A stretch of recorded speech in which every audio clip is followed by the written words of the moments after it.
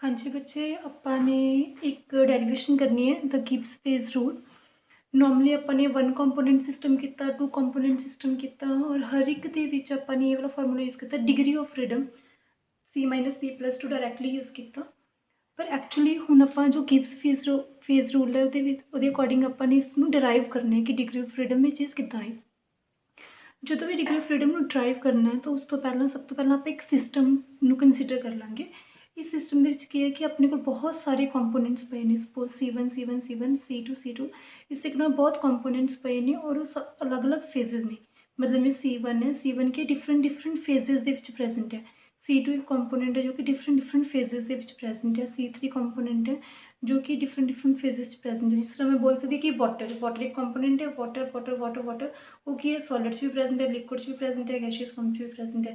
जो सल्फर जिदा आप सल्फर की डायग्राम की है कि सल्फर एक कंपोनेंट है जो कि सॉलिड फॉर्म प्रेजेंट है, rhombic monoclinic form liquid form vapour form इस तरीके कि कोई भी कंपोनेंट है डिफरेंट फेजेस के प्रेजेंट है। और ये भी और इन्होंने सारे आपने रिप्रेजेंट करना है, दसना है कि आपने degree of freedom find out करनी है इस सिस्टम के अकॉर्डिंग। तो देखो कि अपने एक हिट्रोजीनियस सिस्टम ले रहा है जिसके अपने को बहुत सारे फेजेस ने, सपोज P फेजेस ने अपने को P1 P2 इस तरीके फेजेस ने और इस तरीके अपने को बहुत सारे कंपोनेंट्स ने। जो भी कंपोनेंट्स डिग्री ऑफ फ्रीडम में फाइंड आउट करना सब तो पहले आपको ये पता होना चाहिए किसी भी स्टेट में जो भी आप रिप्रेजेंट करते हैं तो वो आप वेरीएबल्स देखते हैं। जिस तरह आप कहने कि आप इक्विलिब्रियम के कोई चीज़ है आप उत्ते टैंपरेचर प्रैशर फिक्स कर दें। अगर टैंपरेचर थोड़ा इंक्रीज़ किया या प्रैशर थोड़ा इंक्रीज़ किया तो इक्विलिब्रियम अपनी जगह तो शिफ्ट हो जाता, मतलब वो इक्विलिब्रियम नहीं रहता। इस तरह तो कुछ वेरीएबल्स होंगे ने, प्रैशर टैंपरेचर कंपोजिशन कॉन्सनट्रेशन सब कुछ एक वेरीएबल्स ने जोड़े कि किसी भी स्टेट में किसी भी सिस्टम को रिप्रेजेंट करते हैं। और अपने वही देखना कि वेरीएबल्स किहड़े ने, टोटल वेरीएबल्स किन्ने आ और वो जो डिग्री ऑफ फ्रीडम के लिए मतलब जो इक्विलिब्रियम कंडीशन के लिए अपन किन्ने वेरीएबल्स अपने फिक्स करना है, उस तो आप degree of freedom find out करांगे। सब तो पहला अपन ये पता होना चाहिए कि नंबर ऑफ वेरीएबल्स किहड़े ने। तुहानूं पता कि जदों भी आप इक्विलिब्रियम दे विच लैके आने तो टैंपरेचर फिक्स होंदा है, मतलब इस सारे कंपोनेंट्स का हर एक फेज के विच टैंपरेचर फिक्स, ए वाले कंपोनेंट का टैंपरेचर फिक्स, ए वाले कंपोनेंट का टैंपरेचर फिक्स, सारे फेजेस के विच टैंपरेचर की रहिंदा है फिक्स रहिंदा है। सिमिलरली प्रैशर भी की रहिंदा सारे कंपोनेंट्स दे विच सारे फेजेस के विच की रहिंदा है फिक्स रहिंदा है। इसदा मतलब की हो गया कि जो टैंपरेचर है वो कि इक्विलिब्रियम के विच उहदा टैंपरेचर की रहूगा हर एक फेज के लिए सेम रहूगा। और सिमिलरली प्रैशर जो कि अपने को हर एक फेज के लिए प्रैशर भी रहेगा सेम, तो टैंपरेचर भी सेम रहेगा प्रैशर भी सेम रहेगा। उस तो बाद सैकेंड थर्ड चीज़ आती है अपने को कंपोजिशन, दैट मीनस आप कॉन्सनट्रेशन भी बोल सकते हैं कि कोई भी कंपोनेंट्स ने उन्होंने कितनी कॉन्सनट्रेशन है। मैं जिवें बोल सकती हाँ कि मेरे को एक सिस्टम है वो मेरे को वाटर है जो कि डिफरेंट फॉर्म है और वाटर के नाल मेरे को वाइन भी है। नॉर्मली आप देखते हैं अल्कोहल च लोग वाटर में मिला के पीते हैं, तो वाइन भी है सपोज वो वाटर भी है, तो 2 कंपोनेंट्स हो गए। ठीक है, इस तरह कि अगर अपने को 2 कंपोनेंट्स नहीं दो मतलब दो भी कोई भी फेज है 2-3 चीज़ा पेन 2 कंपोनेंट्स प्रेजेंट ने तो हर एक कितना पार्टिसिपेट कर रहा। अगर मैं तुम्हें कहूँ कि मेरे को एक फेज है उस फेज 10 कंपोनेंट पे ने, मतलब एक चीज़ है जिसमें 10 चीज़ों को मिलाया होया, अगर 10 कंपोनेंट्स ने तो हर कोई अपना एक कॉन्ट्रीब्यूशन देगा उस फेज के विच अपना कॉन्ट्रीब्यूशन देगा।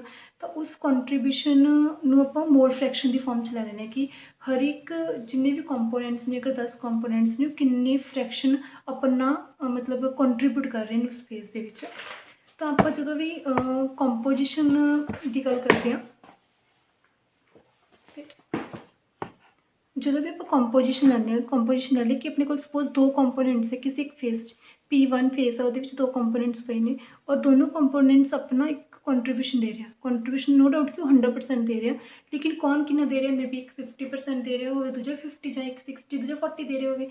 तो अगर आप उन्होंने फ्रैक्शन के दसना कि ये इन्ना फ्रैक्शन अपना कॉन्ट्रीब्यूशन दे रहे हैं दूजा दूसरे उन्ना कॉन्ट्रीब्यूशन दे रहे हैं, तो उत्थे आप उसकी कॉन्सनट्रेट मोल फ्रैक्शन मतलब मोलर कॉन्सनट्रेशन फाइंड आउट कर लैंदे। अगर सपोज अपन ए दी पता लग जाती है हाँ तो दूजी आप आराम कट सकते हैं। जिस आप फ्रैक्शन मोल फ्रैक्शन की फॉर्म तो 1 वैल्यू लैंदे। अगर आपको पता है कि एक 0.6 है तो दूजी कितनी होगी 1 माइनस 0.6 0.4 कॉन्ट्रीब्यूशन कर रहे हैं। तो सेम मम्मी कि मोलर कॉन्सनट्रेशन ऑफ ए अगर पता है तो मोलर कॉन्सनट्रेशन ऑफ बी अपन फाइंड आउट कर सकते हैं। मतलब एक सिंगल फेज के अगर 2 कंपोनेंट्स प्रेजेंट ने तो आप उन्होंने एक सिंगल कॉन्सनट्रेशन टर्म के नाल भी डिफाइन कर सकते हैं। मतलब अगर अपने कोले एक फेज है वो दो कंपोनेंट प्रेजेंट है कि अगर अपन एक कॉन्सनट्रेशन टर्म पता है अपन कि वो कॉन्ट्रीब्यूशन कितना तो उसका आप आराम नाल कर सकते हैं। जिवें सपोज एक सिंगल फेज हो 3 कंपोनेंट्स ने 3 कंपोनेंट्स पार्टिसिपेट कर रहे हैं। सपोज अगर आप 1 वैल्यू ले लीए, एक सपोज 4 कर रहे हैं, 2 अपने को 3 कंट्रीब्यूट कर रहे हैं। अगर अपने को 2 पता है कि एक 4 कर रहा है एक 3 तो तीजा आप ऑटोमैटिकली फाइंड आउट कर सकते हैं कि वो कितना कंट्रीब्यूट कर रहे हैं। ਇਹਦਾ मतलब की हो गया कि जिन्ने कंपोनेंट्स ने किसी भी फेज 'ਚ ਆਪਾਂ ਉਹਨਾਂ ਨੂੰ ਇੱਕ ਲੈਸ ਨੰਬਰ ਦੇ ਵਿੱਚ ਆਪਾਂ ਉਹਨੂੰ ਕਨਸੈਂਟ੍ਰੇਸ਼ਨ ਟਰਮਸ ਦੇ ਵਿੱਚ ਰਿਪਰੈਜ਼ੈਂਟ ਕਰ ਸਕਦੇ ਹਾਂ। मतलब अगर अपने को एक सिंगल फेज है पी ਉਹਦੇ ਵਿੱਚ टोटल कंपोनेंट्स ਤਾਂ ਹੈਗੇ ਨੇ ਸੀ, पर ਆਪਾਂ ਨੂੰ ਜੇ ਦੱਸਣਾ ਵੀ ਤੇ ਕਨਸੈਂਟ੍ਰੇਸ਼ਨ ਟਰਮਸ ਦੱਸਣਾ ਤਾਂ ਆਪਾਂ ਨੂੰ ਇੱਕ ਘੱਟ 3 ਦੀ ਜਗ੍ਹਾ 2 'ਚ ਦੱਸ ਸਕਦੇ ਕਿਉਂਕਿ ਤੀਜੀ ਤਾਂ ਆਪਾਂ ਨੂੰ ਆਟੋਮੈਟਿਕਲੀ ਪਤਾ ਹੋਏਗੀ ਕਿ ਕਿੰਨੀ ਕੰਟਰੀਬਿਊਟ ਕਰ ਰਹੇ। ਤਾਂ ਇਹਨਾਂ ਨੇ ਉਹੀ ਲਿਖਿਆ ਕਿ ਜਿੰਨੇ ਨੰਬਰ ਆਫ ਫੇਜ਼ਸ ਨੇ हर एक फेजिस ਦੇ ਵਿੱਚ ਜਿਵੇਂ ਸਪੋਜ਼ जिन्ने भी टोटल फेजिस ने हर एक फेज ਦੇ ਵਿੱਚ जो ਕੰਪੋਨੈਂਟਸ ਨੇ ਜਿੰਨਾ ਵੀ ਕੰਟਰੀਬਿਊਟ ਕਰ ਰਿਹਾ ਉਹਨੂੰ ਆਪਾਂ C-1 ਕਨਸੈਂਟ੍ਰੇਸ਼ਨ ਟਰਮਸ ਦੇ ਵਿੱਚ ਰਿਪਰੈਜ਼ੈਂਟ ਕਰ ਦਿੰਦੇ ਹਾਂ।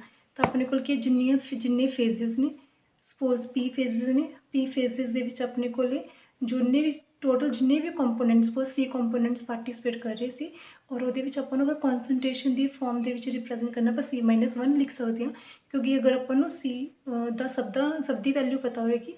अगर मतलब C सपोज N कंपोनेंट्स ने अगर अपने को N-1 की पता तो एक दी आप फाइंड आउट कर सकते हैं आराम नाल माइनस करके।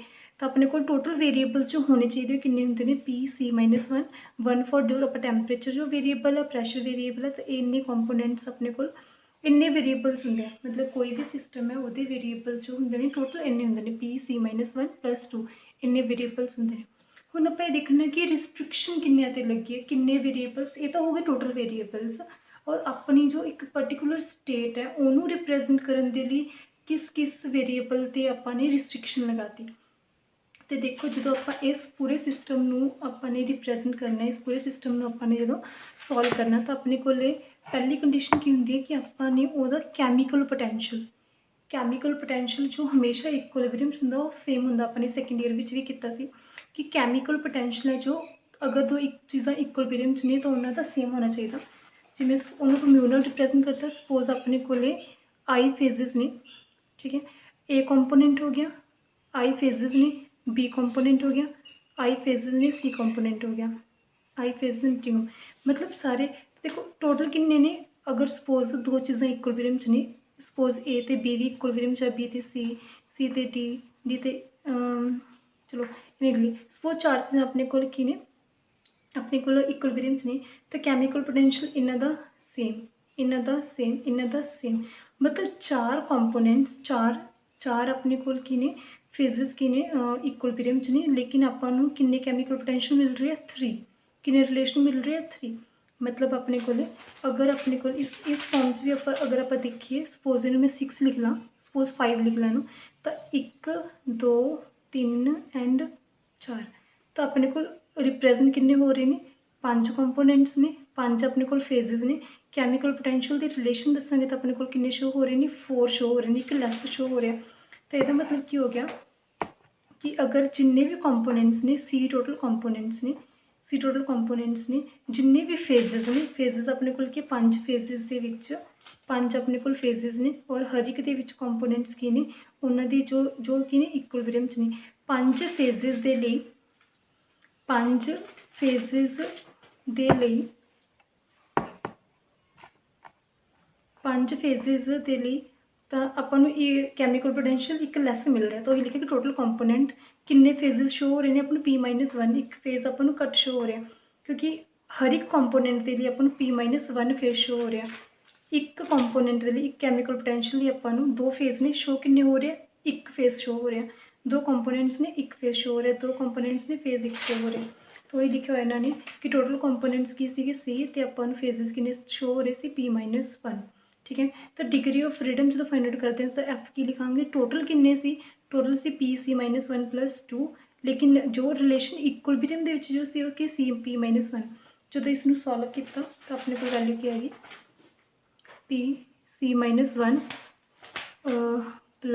2 - C-P-1 अगर इन सॉल्व करिए P-C - P + 2 minus C P minus C, P C minus P plus 2 minus P C लिख लेने इसनों प्लस सी, ये कैंसल आउट हो गया, सी माइनस पी प्लस 2, ये अपने को की आ गई डिग्री ऑफ फ्रीडम। तो बच्चे अगर कोई डाउट होए तो पूछ लियो। ये अपने को लैके है गिब्स फेज रूल दी डेरिवेशन, जो कि इंपॉर्टेंट है पेपर के पॉइंट ऑफ व्यू, तो इसनों कर लियो।